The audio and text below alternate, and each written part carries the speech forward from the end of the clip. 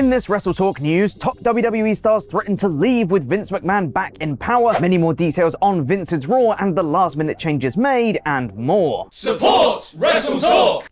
The most abrupt change-up in WWE's company structure took place over the weekend and on Monday, with WWE announcing their merger with Endeavor, Vince McMahon becoming executive chairman of this new company, saying he had moved on from the mistakes he made, claiming he wouldn't be getting involved creatively in the weeds with WWE, Triple H then claiming that nothing would be changing and Vince wouldn't be in control in a talent meeting, and then Triple H claiming that nothing would be changing and Vince wouldn't be in control on screen on Raw, and then everything changed because Vince was in control. We touched on some of the details in yesterday's WrestleTalk news episode, but there's a ton more to dive into here, including the fallout from some WWE talent who aren't best pleased and may be on their way out soon. It had previously been reported by Fightful Select that Vince had made some last-minute changes to Raw, and now we have more details on exactly what was cut. Also from Fightful Select. There were originally 2 women's triple threat matches reportedly scheduled for Raw that would serve as a mini-tournament to crown a new #1 contender to the Raw Women's Championship. Those matches were penciled in to be Piper Niven versus Dakota Kai versus Liv Morgan, while the second was to be Raquel Rodriguez versus Io Sky versus Candice LeRae. Those matches were reportedly cut about an hour before the show began. The first of those 2 matches was replaced with Omos versus Elias, where Omos originally didn't have his gear on him and they scrambled to make sure he had something to wrestle in as he was just in catering. Instead of these women's triple threats, there was a women's tag match with Damage Control taking on Liv Morgan and Raquel Rodriguez. And originally for that segment, Bayley was reportedly planned to accompany them out to ringside, but this was scrapped at the last minute for unknown reasons. Remember that one for later. This is on top of other changes over the weekend, which may or may not be Vince related, like a reportedly scrapped plan of LA Knight having a WrestleMania segment with Bobby Lashley, according to Worked Wrestling, which was corroborated by Fightful Select. Also reported by Fightful Select was the fact that Shotzi was supposed to use her tank for her WrestleMania entrance originally, with the tank even being on site, but that was also scrapped. There was also reportedly a segment with the LWO cut from Raw, which likely would have included Bad Bunny. And funnily enough, the one video clip that's been going viral lately of Seth Rollins seemingly being told about his segment being changed after he'd made his entrance during a commercial break was actually reported by Fightful Select to be false, as the segment was always scripted that way. And in a shock turn that nobody could have seen coming, some of the WWE wrestlers aren't happy about this. The last-minute changes, Vince being back, the whole shebang, and it might actually lead to top stars leaving the company soon. In what Fightful Select described as a huge hit to morale backstage, many WWE wrestlers were upset about this development of Vince taking over creatively once more. Some wrestlers were described as frustrated after being told that Vince wouldn't be in control, only for him to absolutely then be in control. It wasn't even the quality of the creative changes that were necessarily the problem, it's that it was the entire dishonesty of the situation that reportedly upset people, especially considering many of them had been fired by Vince McMahon in the last few years. With regard to the cut women's matches, there were reportedly many women's wrestlers who were very disappointed, including many who weren't at the show. One higher up in the company reportedly said that this Friday will be a big tell of Vince's intentions going forward. He was already in LA for WrestleMania, so he was on hand for Raw, but if he traveled all the way to Portland for SmackDown, they think that means he's here to stay. And with all this morale being shattered backstage, which was described as the lowest point of morale in totality since pre-WrestleMania in 2022, when it reached all-time lows,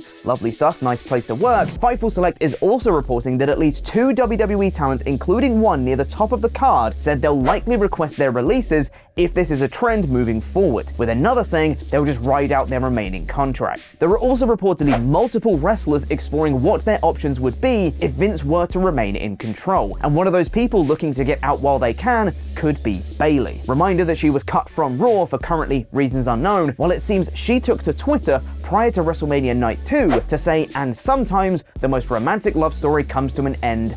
Bye. Well, of course, this isn't confirmation of anything in particular, it's just worth noting for now, especially since Dakota Kai then tweeted to say, "I love you" at Bayley. Another wrestler who appears to be upset with the company is Dana Brooke, after a fan sign on Raw was confiscated. The sign in question said, "Give Dana Brooke a chance," and after the fan tweeted Dana to let her know it was confiscated, Dana tweeted to say, "OMG, they didn't let you show your sign?" with a follow-up tweet that said, "I am so sorry, this is so wrong and will be addressed." And it's not just wrestlers that are upset either. I don't know if you've seen social media since Vince came back. fans aren't too thrilled with having him back either. This has even made its way to WWE TV, as on last night's episode of NXT, there were allegedly chants of Fire Vince that broke out. This primarily came from a tweet from user @WrestlingCovers, who said there was a Fire Vince chant on NXT, which isn't evidence enough in itself, but there has been other tweets alleging that they were in attendance and can confirm it, such as @TheVillainGG, who said, "I can confirm it because my section was the one who started the chants." I personally always find it super reassuring when fans want the boss of the company fired. It's a nice feeling, makes me feel all warm and fuzzy on the inside. But I guess there's some other things to talk about aside from Vince. WWE stars requesting their release. Oh, good. Thank you for being awesome pledgehammers on our Patreon page. Double L, Liam Leonard, and Mad Mac the Meat Father. You can get your own shout out and loads of extra bonus Patreon content by visiting us at patreon.com/WrestleTalk. It was reported recently by Fightful that Rip Fowler and Jagger Reed, the former grizzled young veterans, had requested their release from WWE. F4W Online later confirmed that they had been granted their release from the company. However, Sean Ross Sapp later clarified that he only reported that they had requested their releases, not been granted them. The duo were then seen at a taping of NXT Level Up, so yeah, probably not released then. Someone else who may be heading out of WWE, albeit temporarily, is Charlotte Flair, as according to PW Insider Elite, she'll be having a hiatus from the company. She reportedly told WWE of her plans after she'd been planned to drop the SmackDown Women's title to Rhea Ripley. She's reportedly taking the hiatus so she can go traveling with her husband, AEW's Andrade El Idolo, though he may not be AEW's Andrade El Idolo for long, as according to Andrade himself in an interview with Lucha Libre Online, he said that his AEW contract will be expiring very soon. But what about people coming into the company instead of heading out? Reports from before WrestleMania indicated that Jay White was 50-50 about signing with WWE or AEW, so there was every chance we could have seen White on the Raw after Mania. That didn't happen though, did it? Now, according to PW Insider, there was absolutely no discussion of Jay White in WWE across WrestleMania weekend, and conversations they've reportedly had with WWE officials and wrestlers indicated he wouldn't be signing with the company, which is a shame. I think it would have been cool to see White in WWE. But there may still be some hope that we get to see some cool matches in WWE before long though, as one of the fantasy booked matches for WrestleMania this year by fans was an Intercontinental Championship bout between Gunther and Brock Lesnar. Of course, we got the awesome triple threat instead, but that doesn't mean that we won't see Gunther versus Lesnar at some point. Lesnar spoke on this himself in an interview with Daniel Cormier, where Cormier asked if a match with Gunther is something Lesnar would want, to which he simply responded, "I do," before elaborating to say, "I don't make the calls around here." He said he liked the idea of a Gunther match, but also was excited by the idea of an Omos match too. Well, that was a rapid-fire dose of news. Now I need to get on with some more work in the office. I sure hope nothing weird happens.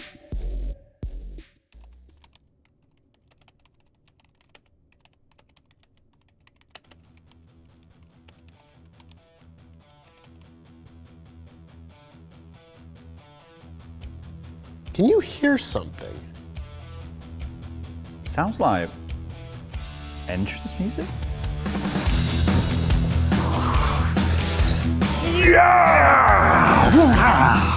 Now, underlings. Please, boss. Sorry, I mean valued members of staff. Now, the way we've been doing things last year, wrestling news is unparalleled out there. So everything has to change. Does that mean we can get rid of the green screen? Because that stuff is a nightmare to light. Silence! More news means we need more correspondents, more reporters, more people out there on the field getting the hard analysis. So, may I introduce to you the first member of our new news anchors team, Dr. Sigmund Fraud. Hello!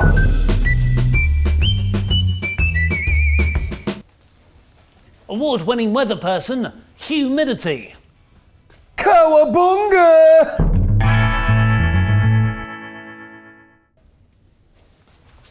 Investigative journalist, David Table. Hello. And famous sports commentator, Brian Children. Hello!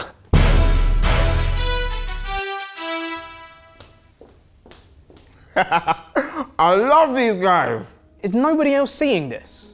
Seeing what, Pete? Well, they're clearly all the same person. It's all Sullivan. I'm right here, Pete. Yeah, I mean, Pete, I am pretty good at spotting fakes, and they all do look different. They've all got different outfits on. Tempest? I don't know, Pete. They all look pretty legit. That doctor's got a lab coat on. Can't anyone else see what's happening here? Like, this is Mr. Davis all over again. I won't be put under your authority again, Ollie. You love my authority. Oh, no, the key's on the top of the light switch. Just over there. It's for the bottom lock. Yeah. In the fire door, yeah. You should probably put it back. I'll expose this, Ollie Davis. I'll get you. Can you just put the key back on the light switch, just so everybody else in the office knows where it is? Thanks, yeah. I'll get you, Ollie. Ah, not if I get you first.